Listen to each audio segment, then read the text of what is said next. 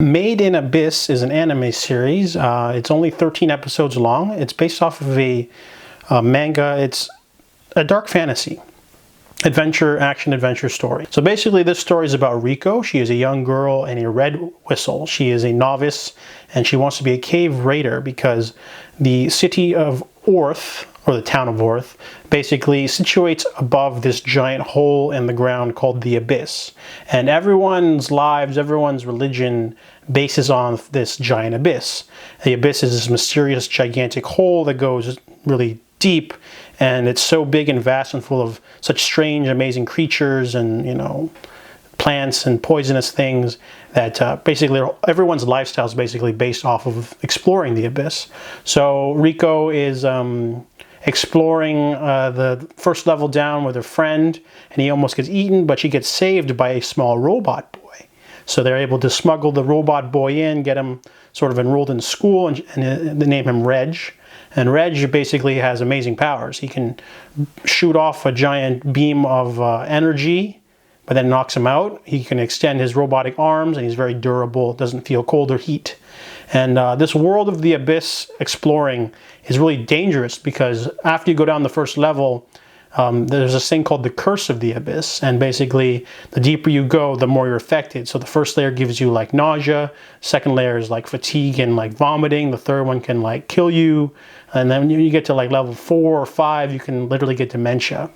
So everything is based off these different levels of exploration, and also the whistle system. Basically, reds are novices, and you go to blue, black, and then like gold or white. And white is the number one basically category, and Riko's mother is a white whistle.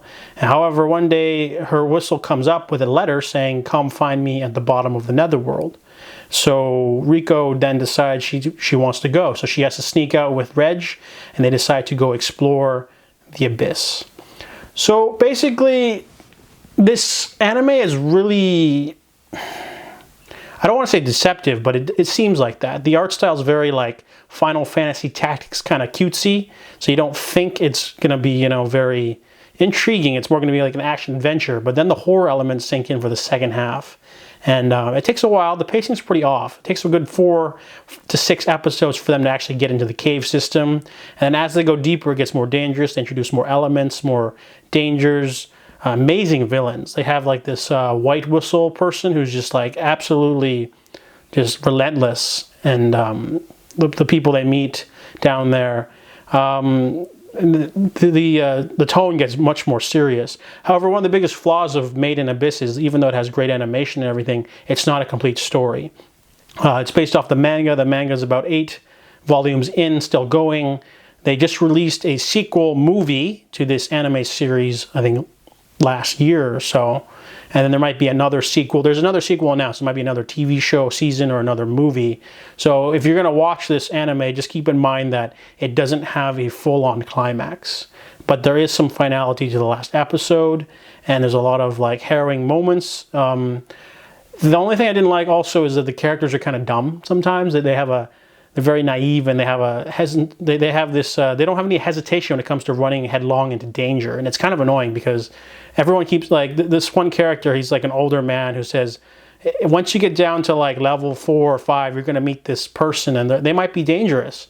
And the girl goes, "Oh, I'm sure it'll be fine. I'm just going to go down there and ask her." And that person ends up being one of the most dangerous people in this world. And then like, they'll hear something and they'll just run into danger, and it's really annoying. Like, because, they're just like, they should be more careful because they're like exploring a relentless, dangerous world, and nothing can help them. And they're just like, "Oh, I'll just run at this direction because I smell food or something." And that kind of pissed me off. And that happens multiple times with the girl. Riko is just kind of a dumbass. And so is Reg. But that's kind of like a character weakness that they work on throughout the series. And by the end of the series, you're going to feel devastated emotionally, probably, because this is a very bait and switch kind of anime where it starts off with like a kiddie action adventure, and then it just turns into like full-on horror, existential like realism and things like that, and just sort of catches you off guard.